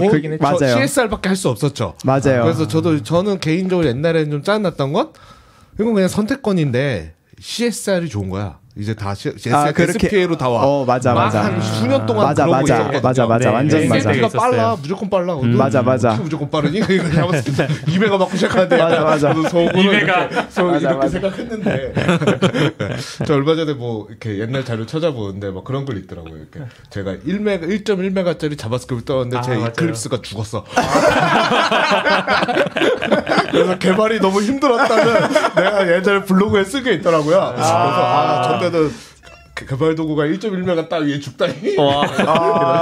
근데 아무튼 근데 이제 있는데 이제 생겼으니까 이제는 뭐 긍정적으로 보면 다시 선택권이 생긴 거 완전 맞는 말인 것 같아요. 너무 동의해요. 그런 거 같긴 해요. 근데 어느 쪽이 빠르냐는 어플리케이션 특성에 따라 좀 다른 것 같아요. 맞아요. 어떤 식으로 동작하냐에 따라. 그럼 이제 하이브리드로 해도 되는 거예요? 이제 그 선택권이니까 내가 그게 무슨 그 두 가지 렌더링 방식을 그렇죠. 네, 개념상으로는 그렇죠. 내가 내 앱을 내 웹앱을 만들 때 뭐 이건 CSR 할 거야, SSR 할 거야, 뭐 페이지마다 원하는 대로. 심지어 그러니까 지금도 SSR, CSR은 원래 되긴 했었고, 그렇죠. 그래서 계속 문서에서 SSR과 RSC를 뭐 다르게 생각해라 이렇게 하긴 하는데, 근데 섞어 쓰는 게 이론적으로 가능한 건 알고 있는데. 실무적으로도 섞으려면 또 잘 안 섞인다는 맞아요. 듣긴 했었어요. 그래서 이제 SSR이랑 그냥 RSC랑 다른 건 SSR, RSC, 그 CSR은 페이지 단위로 해야 했는데 그 RSC를 섞으면 그 컴포넌트 단위로 섞을 수 있어요. 서버에서 렌더링하는 거랑 클라이언트에서 렌더링하는 걸. 그래서 이제 뭐 그걸 잘 레이어를 나누면 그렇게 가능하다가 이제 이론이고 실제로도 그렇게 할 수는 있는데 말씀 주신 것처럼. 그렇게 우아하게 쪼개기가 쉽지가 않다. 쉽지는 않겠죠. 그릴 때부터 우아하게 다 이렇게 예상하고 쪼개놓고 만들어야지 잘 이게 조합이 되지. 그냥 생각 없이 이렇게 계속 붙이다 보면은 안 되는. 일반 컴포넌트 했는데 서버 RSC로 바꿔야 되고 막 이런 일이 비일비재하고 이러면 미치겠네. 네, 그렇죠. 그런 거 있죠. 그리고 약간 저희가 뭐 넥스트.js를 잘 못해서 그럴 수도 있지만 저희 프로젝트 넥스트.js 할 때도 지금 RSC 안 가고 겟 서버 프롭스인가요? 네네네네. 서버 동작하잖아요. 옛날 SSR. 근데 클라이언트 코드 이렇게 다 작성한 거 위에 함수가 하나 있는데 얘는 서버에서 동작하는데 저는 똑같이 생겼으니까 몰랐어요. 그냥 여기다 이제 이걸 출력하려고 여기 쳤는데 안 나와. 안 나와. 콘솔 로그에 안 나와. 오류 뿜어내고 막 맞아. 이거 도대체 왜 안 되는 거야? 막 이렇게 했는데 그게 약간 노드.js 그러니까 같은 언어로 서버 프론트 짜는 거랑 다르게 거의 똑같은 왜냐면 이게 RSM은 그 컴포넌트 거의 비슷하게 완전 똑같이 생겼어요. 그러니까 잘 모르면 거기다가 훅 넣고 맞아요. 클릭 넣고 이러기가 너무 쉬운 거죠. 난 여기서 날 클릭 받을 건데 맞아요. 무조건 넣어야죠. 무조건 넣죠. 근데 왜 안 되지? 이렇게 되는 맞아요. 유즈 클라이언트 쓰니까 되네. 어떻게 되는 거지? 왜 그런지 모르겠지만 검색해 보니까 유즈 클라이언트 쓰시면 됩니다. 해결책이 다 그런 식이야. 그럴 수 있죠. 진짜 그렇게 될 것 같은데요? 그래서 아마 컴포넌트 컨벤션이 좀 달라질 것 같긴 해요. 그러니까 얘가 서버다, 뭐 컴포넌트, 클라이언트다를 계속 구분하기 어려워지니까 뭔가 컴포넌트 이름에 그걸 막 넣는다거나 이런 행동을 해야 될 수도 있을 것 같아요. 그럼 인프라 관점에서 그 Next.js 서버는 어디다 배포해요? 그러니까 예전에는 그 서버 API 서버를 이제 회사마다 다 관리하는 방식인데 뭐 예를 들면 쿠버네티스에 올리고 그다음에 뭐 요즘은 이제 대세니까 쿠버네티스에 올리고 그다음에 프론트엔드는 뭐 S3나 이런 걸 통해서 CDN을 통해서 클라이언트 코드를 받아가잖아요. 근데 그러면 Next.js는 어디에서 포함돼서 돌아가게 되는지? 그러니까 넥스트는 빌드를 하면은 그 특정 폴더에 스태틱 파일들이 쌓여서 그건 이제 S3에 올려서 그 패스만 그럼 프론트엔드 코드로 클라이언트 코드로 작동하는 거죠. 그렇죠. 네. 그리고 나머지는 그냥 노드 스타트 하듯이 해가지고 동일하게. 그럼 이제 뭐 도커로 해서 뭐 쿠버네티스에 올리든 이런 식으로. 맞아요. 그럼 뭐 그 쿠버네티스에 하나의 서비스가 있다고 하면 그 안에 이제 팟이 2개가 생겨서 API 팟이랑 뭐 아니요, 그냥 그 따로 해도 완전히 별도의 서버로 서버에 같이 안 둬도 별로 이제 구분이 될 뿐이지 서버는 하나로 뜨는데 그것도 문제가 있어요. 그러니까 여기서 해결을 하셨는지 모르겠는데 그 ISR이라고 인크리멘탈로 이렇게 만들어주는 걸 쓰면은 그게 버셀은 내부적으로 그 여러 대의 서버를 띄웠을 때 그 자동 복제를 하거든요. 그게 무슨 뜻이냐면은 이게 정적이기 때문에 파일을 만들어서 무조건 이렇게 떨궈놔요. 근데 떨궈 놓으면은 쿠버네티스 같은 경우에는 팟이 여러 개라 그러면은 팟 하나에만 떨궈지니까 그렇죠. 이 옆에로 요청이 갔을 때 여기서 또 만들어서 없으니까 또 떨구고 그러니까 이게 그 효과를 못 보는 거죠. 그렇죠. 이 ISR은 한 번만 들어가면 그 다음부터 정적으로 해서 빠른 건데 알고 보면은 팟이 8개면은 8번은 또 치는 거예요. 그치. 네. 껐습니다. 문서 찾아보니까 해결책이 없더라고요. 맞아요. 그리고 버셀 측에서도 그걸 해결할 의지가 해결할 의지가 없고 그 이슈 찾아보면은 논의만 있지 그거에 대한 것도 없고 겨우 그거 하자고 거기다 EFS 꽂고 이러고 싶지 않아요. 그래서 해결책 나오는 게 EFS로 이제 공통으로 네트워크 드라이브로 관리하는 게 있고 Q를 쓰는 것도 있어요. 그래서 Q를 써서 그러니까 바뀌면 거기 Q를 보내서 나머지 다운받게 하고 그렇게까지 해야 되나? 그러니까 저도 아닌 것 같아요. 그리고 또 생각하면 또 만약에 또 뭐 S3에 저장하는 기능이 있다고 하더라도 그럼 그냥 끄는 거 정말 빠른가? 과연 거기서 맞아 공수 대비 과연 빠를까? 퍼포먼스가 그냥 매번 API 요청해서 하는 게 낫지 않나 싶은. 그래도 파드가 자기가 한 번만 제너레이션하고 그 다음에 계속 내려주는 그 효과 좋은 거 아니에요? 굳이 끌 필요까지 있어요 그게? 근데 결국은 이게 캐시기 때문에 이제 결국 데이터가 만약에 순간적으로 업데이트되면 새 개가 나왔다 옛날 게 다시 나왔다 이럴 수도 있잖아요. 계속 바뀔 수 있으니까 이름을 바꿨는데 리프레시하는데 새 이름이 옛날에 나왔다 이렇게 할 수도 있죠. 패칭을 사실 좋지 않으니까. 그리고 보통 캐시를 하면은 인밸리데이트 타임을 같이 주잖아요. 맞아요. 근데 그게 버셀에 배포하면은 정확하게 지켜주거든요. 한 번 만들면 생성되고 정확하게 5분 있다가 인밸리데이트 되고. 근데 이게 팟이 8개면은 8종류가 새로 고침할 때마다 각자의 시간이 나오다가 각자 또 시간 지나면 또 다 따로따로 초기화되고. 효율은 좋을 수 있지만 정합성 때문에 버셀이 그거를 푼 거를 자기들만의 노하우로 갖고 가고 싶은가 보군요. 그렇다고 약간 음모론일 수도 있는데 버셀도 돈을 벌어야 되니까 제대로 쓸 거면 누리를 그냥 써라. 맞아요. 그 버셀을 쓰면 그런 뭐 그 프리뷰 버전 같은 거 개발하는 버전들 뭐 그 새로운 엔드포인트도 따주고 막 이런 얘기를 하셨잖아요. 맞아요. 그거 커스텀하게 구현하려면 또 너무 큰 노력이 들어가는 건가요? 그쵸. 버셀 안 쓰면 버셀 완전 따로 구현해야 되고. 근데 버셀 아니어도 웬만한 프론트 다 해주는 인프라에서 클라우드 플레이어든 맞아요. 근데 버셀이 또 잘한 게 그런 브랜치 딴 거는 코멘트를 달 수 있게 맞아요. 라이브로 바로 들어가서 살짝 뭐가 떠요. 이렇게 로그인하라고 뜨고 거기에 뭔가 이제 댓글도 달 수 있고 뭐 배포 버전 봤는데 버그가 있네요. 그런 거. 버셀 잘하네. 버셀 엄청 잘하죠. 저 버셀 너무 살까요? 좋아했는데.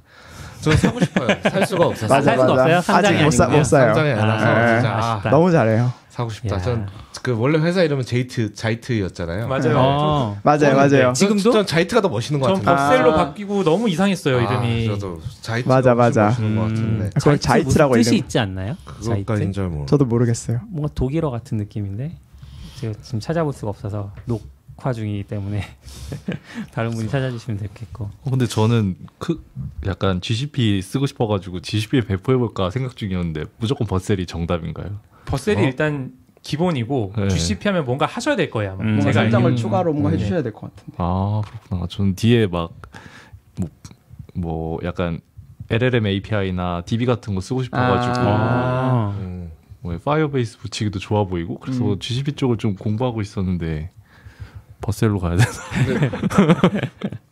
제 개인적인 시각에서는 이제 서버는 이제 점점 앞으로도 더 그럴 것 같은데 컨테이너로 대통합하고 있고 저쪽은 프론트는 엣지로 가고 있어요. 맞아요. 생각이 없어요. 맞아. 아까 그 버셀 기능이 뭐 내부 오픈 소스는 아니지만 뭐 딴 데도 그렇고 엣지에 다 뿌려놓고 싱크하고 인밸리데이션하고 거기는 이제 계속 그런 걸 연구하고 점점 그럴 거로 가고 있고 버셀도 옛날에는 버셀 플랫폼에서 도커 배포가 됐거든요. 초기에. 진짜요? 그렇죠. 몰랐어요. 배포 그냥 했는데 어느 날 그거 완전히 없애버리고 지금의 버셀로. 제가 막 이제 자이트 때일 거긴 한데 네, 그렇게 하는 거 이제 거기는 이제 안 가니까 기본적으로 컨테이너에 대한 고려 없이 기술이 발전하고 있는 걸 우리가 들어다가 컨테이너에 넣으니까 뭔가 아구가 잘 안 맞는 거죠. 왜 안 들어가? 이렇게 약간 꾸겨 넣게 되고 약간 이렇게 되는 게 좀 있는. 이거 꺼? 막 이렇게 끄고. 그래서 그런 시도를 되게 많이 하더라고요. AWS 인프라 상에다가 이제 컨테이너 방식이 아니라 거기에 있는 이제 뭐 람다도 쓰고 모도 쓰고 S3도 쓰고 해가지고 버셀하고 비슷한 환경처럼 하는데 결국 비슷하지 버셀이 아니기 때문에 맞아. 그렇죠. 결국 이게 잘 안 되는 거죠. 그래서 저도 요즘 그런 거 고민 중인데 뭐지? 결국 산 애들은 버셀 같은 거 써도 되는 것도 있지만 못 쓰는 데도 있거든요. 맞아요. 고 있고 넥스트는 서버인데 그냥 자연스럽게 생각하면 그냥 맞아. 우리 서버 인프라 띄우면 되는데 안 맞아 이게 약간 띄우니까 약간 이런 문제. 요거를 어떻게 할까? 약간 그리고 프론트엔드 개발자는 버셀의 맛을 봤어. 쓰고 싶어. 맛을 봤어. 버셀처럼 쓰고 싶어. 버튼 누르니까 끝나는데. 뭐가 이렇게 어려워요? 엔터프라이즈나 큰 규모에서는 조금 어렵긴 한 것 같아요. 네, 지금 왜냐면 버셀 서버 자체도 가끔씩 진짜 다운될 때도 있고 아예 막 그 스크립트 자체가 예전에 이상하게 다운받아질 때도 있었고 근데 그건 아예 손을 댈 수가 없으니까 그게 요즘 좀 어려운 부분인 것 같아요. 프론트랑 맞아요. 네, 아마 프론트를 이렇게 공부를 하거나 작은 규모 있으신 분들은 버셀 너무 편한데 왜 다 이렇게 안 여기 되지? 회사 왔더니 뭐 빌드도 오래 걸리고 뭐 배포하면 이게 뭐 이렇게 되고 이런 거에 대해서 아마 좀 불만이 있을 수 있지 않을까. 순식간에 이렇게 된 것 같아요. 한 몇 년 전만 해도 그냥 서버 띄우고 프론트 S3 가.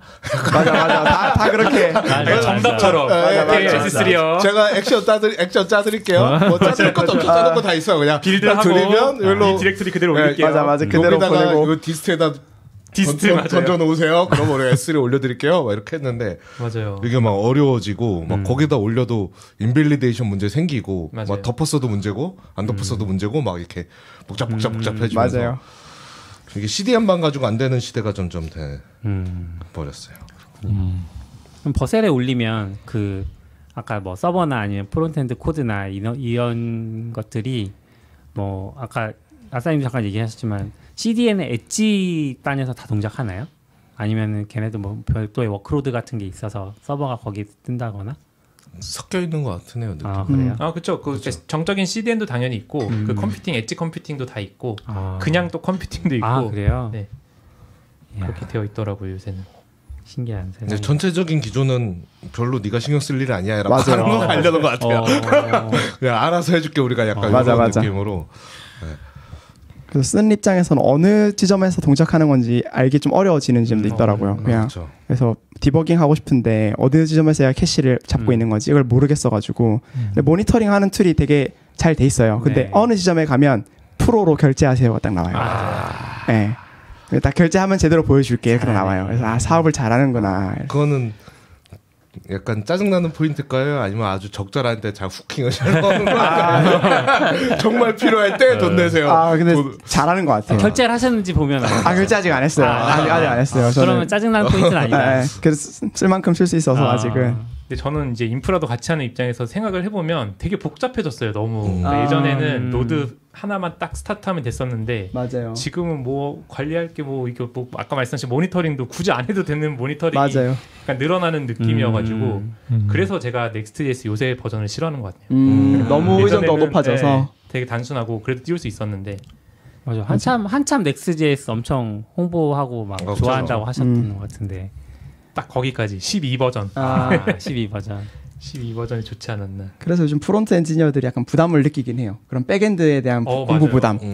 이제 이렇게 결국엔 계속 갈 건데 지금은 아직 뭐 넥스트 11을 쓰는 케이스도 많고 13이 아직은 너무 최신처럼 느껴지지만 나중엔 다 이렇게 할 텐데 그 모니터링이랑 이런 걸 다 결국엔 알아야 되고 물론 알아야 하는 게 맞지만 어떤 그 부담감이 좀 달라진달까요? 써야 하는 시간이 이번에 아마 강의 내용이 그 공식 문서 보기였잖아요. 네네. 근데 공식 문서도 너무 어렵고 방대해지지 않았나요? 너무 많아졌어요. 프론트엔드 입장에서 아키텍처랑 인프라도 알아야 되고 맞아요. 레이어도 다 알아야 되고 예전에는 HTML, CSS, jQuery 이렇게 됐었는데 지금은 서버 동작도 알아야 되고 이게 서버에서 동작하는 건지 클라이언트에서 동작하는 건지 어떻게 섞어야 되는 건지 뭐 엣지가 뭐고 이런 것까지 설명이 다 나오니까 맞아요.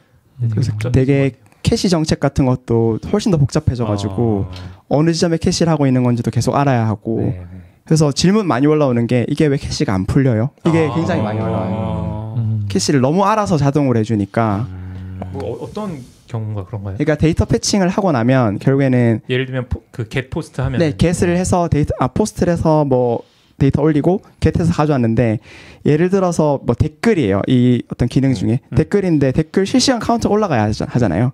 그러면 결국에 무효화 한번 시켜줘야 되는데 얘를 캐싱을 라우팅 단에서도 해요. 그러니까 UI 레벨에서. 그러니까 나는 데이터를 캐시를 풀었는데 UI 레벨에서 안 풀리니까 카운터가 안 올라가는 거예요. 약간 SWR 같은 거 내부에서 캐싱해주고 이런. 근데 그게 버셀 내부에 있어요.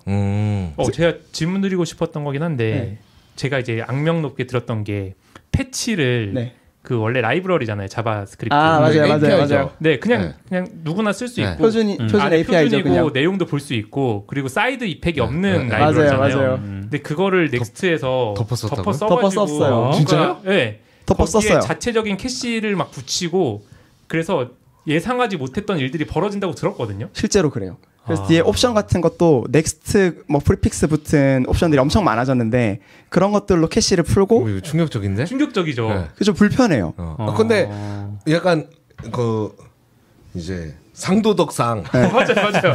덮어 썼으면 원래 거 줘야 되는 거 아니에요? 뭐 그러니까 패치 오리지널이라든가 그러니까 원래 거 쓰시면 이거 써. 왜냐면 뭐 변수 엘리아스 하면 되거든요.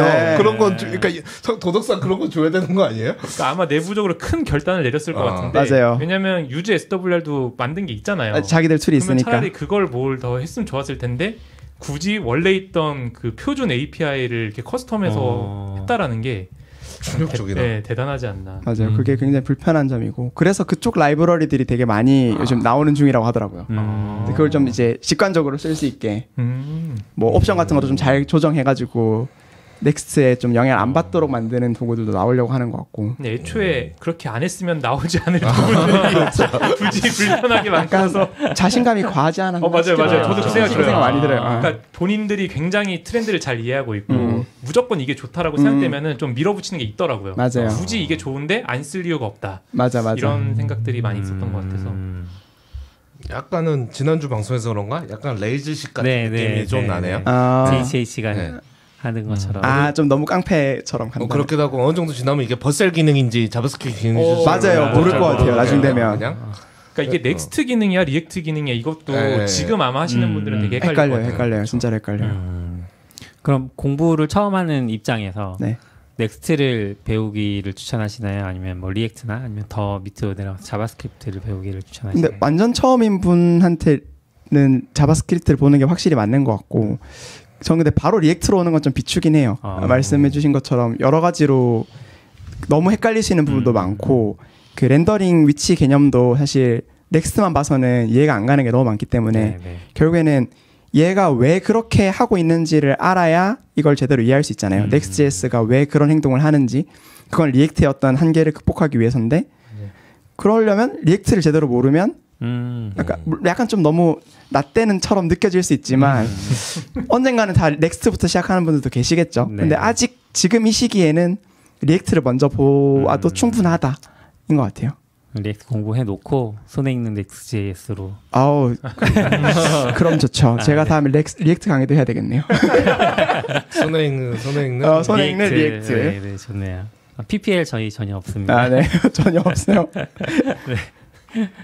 알겠습니다. 벌써 1시간이 지난 상태인데 오늘 마무리를 좀 해야 될 것 같아요. 혹시 뭐 준비하셨는데 못 다룬 얘기가 있을까요?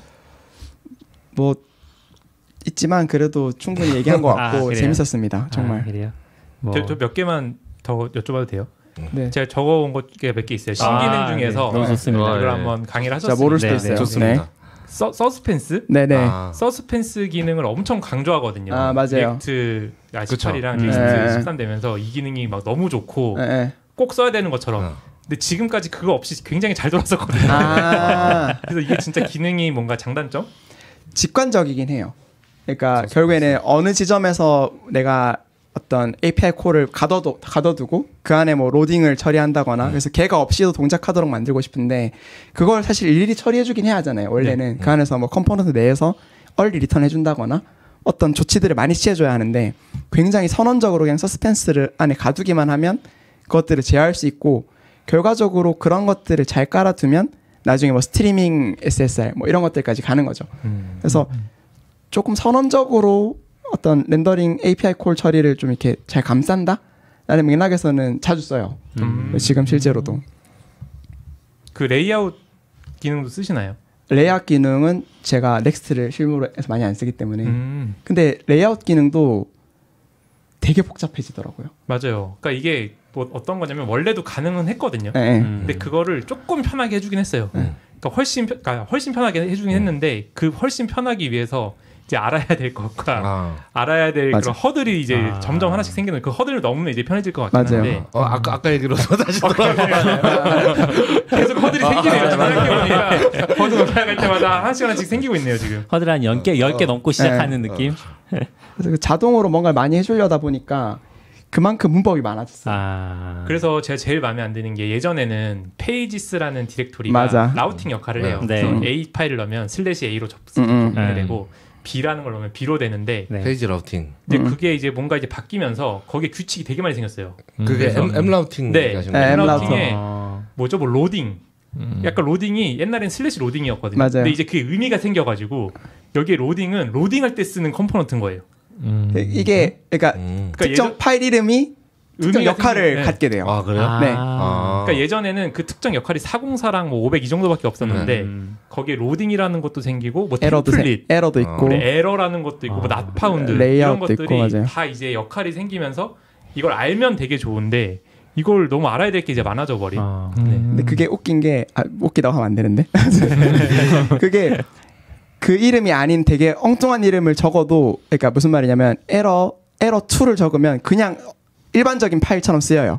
그러니까 이게 이 폴더 내에서는 규정한 파일 이름만 써야 해 이게 아닌 거죠. 그러니까 되려 복잡해지는 거예요. 어떤 경우는 커스텀하게 쓸 수 있는 파일 이름이고 어떤 경우에는 약속한 파일 이름이야 하니까 이 약속한 파일 이름을 다 외워야 하는 거예요. 그리고 성의가 없어진 게 예전에는 그 앞에 언더바를 붙여줬거든요. 언더바 앱, 언더바 도큐먼트. 그죠. 이거 약간 좀 다른 애거든요. 근데 이제는 딱 봐도 뭐 다를 것 같잖아요. 다를 것 같잖아. 얘는 뭔가 특별. 그렇지 않아. 약간 이렇게 들잖아요. 근데 그것도 이제 또 없어져 버려가지고 프리픽스가. 근데 이것도 어쩌면 과거를 아는 사람이 할 수 있는 말일 수도 있어요. 그럴 수도 있죠. 이제 아예 처음부터 리액트 13으로 시작하는 사람은 이게 당연하고 이게 좋은 거다 이렇게 느낄 수도 있고 막 저희처럼 언더바 붙여가지고 구분 지어봤던 사람들은 그게 훨씬 명시적이지 않아? 이렇게 생각할 수 있지만 되려 처음부터 이걸 보시는 분들은 이렇게 하고 이 폴더 밖에 다른 걸 만들어야 되겠구나 뭐 이런 식으로 생각한다거나 그래서 저도 처음에 페이지 라우팅 봤을 때 좀 쇼킹했거든요. 이게 그러니까 그런 쇼킹보다 이게 뭐야? 약간 이렇게 이런 접근을 한다고? 그러니까 이해하고 난 다음에는 이거 꽤 놀라운데 근데 처음 봤을 때는 뭐야 이게? 해괴했나요? 약간 그런 느낌이 있어요. 맞아요. 또 다른 질문 없어요? 근데 전 듣다 보니까 리믹스에 빨리 RSC가 붙어서 경쟁 체제가 돼야 맞아요. 약간 조금 세상이 좀 깔끔해질 것 같은 독주 체제보다는 조금 리믹스도 붙어서 리믹스는 이제 따르게 RSC를 구현하고 맞아요. 이렇게 따르게 그 라우팅하고 해야 경쟁을 조금 해야 조금 되지 않을까 싶은 생각도 저도 리믹스는 안 써봤는데 배포는 되게 잘 된다고 듣긴 했어요. 뭔가 리믹스는 좀 깔끔하다. 컨테이너화하는 것도 좀 잘 되고 그런 어떤 오류도 좀 적고 예상치 못한 이슈들. 저도 트윗에서 봤는데 뭐 X죠. 거기서 나왔던 포스팅 중에 약간 프레임워크와 OS를 약간 비교하는 트윗이 있었어요. 그래서 Next.js는 윈도우 OS에 비견하고 리믹스는 약간 맥OS에 비견하더라고요. 그래서 그만큼 좀 미려하고 좀 깔끔하다 약간 이런 의미인 것 같아요. 그래서 리믹스를 쓰시는 분들에 대한 만족도가 진짜 높아요. 그분들이 리믹스 쓰는 사람들은 와 이거 너무 DX 경험 좋고 너무 편하다. 넥스트 저게 뭐냐. 사실 마치 윈도우를 바라보는 약간의 그런 시선처럼 약간 느끼는 것 같아요. 네. 하지만 시장 점유율은 그쵸. 딱 그거랑 같아요. 네. 네. 아. 시장 점유율 높으면 그런 말 별로 할 필요 없거든요.